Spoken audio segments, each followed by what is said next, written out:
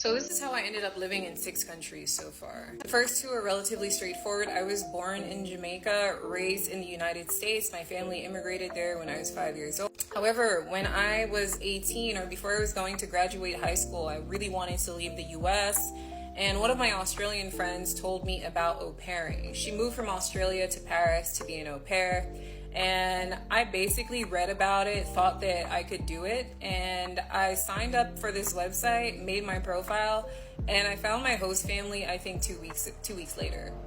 And that's how I ended up moving to Hamburg in Germany, learning German. During my time in Germany, I really enjoyed the aspect of living in a safe country that I also felt was a lot more advanced than what I experienced in New York City. Unfortunately, I was really young at the time. I was 18, and I didn't know how to stay there longer. And so I moved back to the US. I got my bachelor's degree in the US, and it was during the time of the Trump presidency. I was so exhausted, so I decided to au pair again. But the second time that I au paired, I had plans to transition my au pair visa into a student visa. And so I looked at a few countries that I thought would be, a lot better than Germany, meaning that they paid me a lot more. And I ended up going to Brussels, Belgium. I went to Brussels. I did exactly what I said I would do. I applied to university there and I got in for my master's degree. And so I transitioned from an au pair to a student visa. However, I only did a year of my master's degree before I decided to move to Palestine to become an English literature teacher. It was pretty straightforward. I saw a job listing online and decided to apply for it. And finally, the reason why I'm living in Hungary is because I married a Hungarian. I met him while I was living in Europe initially for the first 3 years. I met him at the tail end of those 3 years.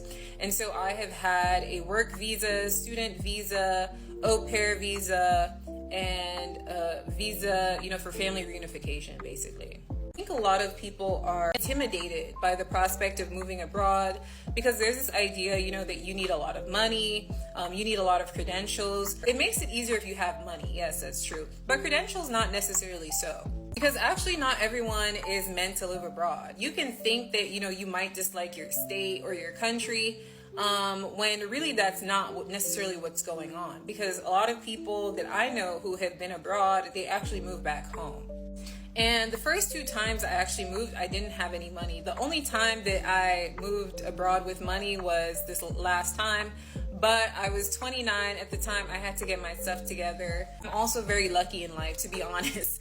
I think that, growing up poor, coming from a poor family, I think the universe has my back in a lot of ways. Because sometimes I look back on, struggles that I've had living in Europe.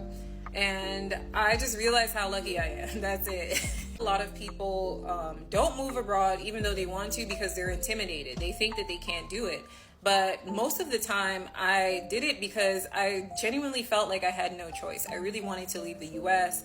I really wanted to live in a different country. And I applied, I sent messages, I got a lot of rejections. But in the end, everything worked out. You really just have to take the first step. My biggest advice for moving abroad, it really depends on what stage of your life you're in. If you're a little bit older, I would definitely say to have a degree, have some money saved. I would say at least $5,000 and plan accordingly. Make a plan, figure out what another plan is, A, B, and C, just in case some things don't work out. But be diligent in searching, looking, finding the opportunities that's best for you. Another thing is to be open with the countries that you're living in. A lot of people think, maybe they want to be in Europe because it's the closest to their culture, whatever. But there's a lot of people moving to Asia, South America, Africa, and having a really greater quality of life than a lot of people in Europe. Of course, I'm not saying to be a gentrifier as well. I think that when you move, you sort of have a responsibility to live within the confines of the local populace. So, rent an apartment for what locals are renting, eat how locals eat, things like that. Even though you might have money, you don't want to be ostentatious and you don't want to contribute to the country being unlivable as well. And I think that's a huge problem in a lot of countries right now is that there are a lot of foreigners who are moving, but who are living in the same way that they would back home. And it is your duty as someone who is a foreigner to not make the country or the lives of the people of the place that you're living in unlivable.